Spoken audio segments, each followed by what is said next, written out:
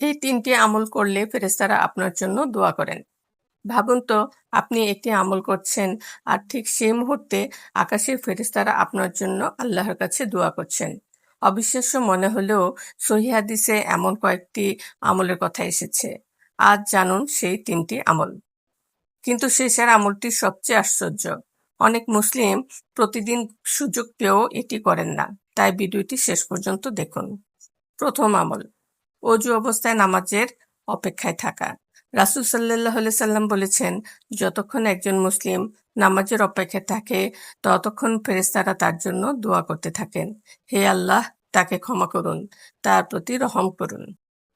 দ্বিতীয় আমল, অসুস্থ মুসলিমকে দেখতে যাওয়া। হাদিসে এসেছে, যে ব্যক্তি কোনো অসুস্থ মুসলিমকে দেখতে যায় ফেরেশতারা তার জন্য রহমত ও কল্যাণের দোয়া করেন। ভাবুন, একটি ছোট সাক্ষাৎ আপনার জন্য কত বড় সওয়াবের কারণ হতে পারে। এবার সবচেয়ে গুরুত্বপূর্ণ আমল, আপনি যদি মানুষের কল্যাণের জন্য দোয়া করেন, বিশেষ করে তার অনুপস্থিতিতে, তখন একজন ফেরেশতা বলেন আমিন, আর আপনার জন্য ঠিক একই কল্যাণ হোক।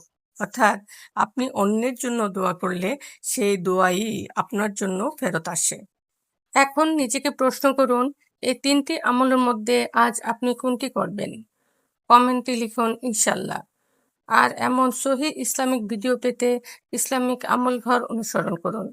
আল্লাহ আমাদের সবাইকে এসব আমল করার তৌফিক দান করুন। আমিন।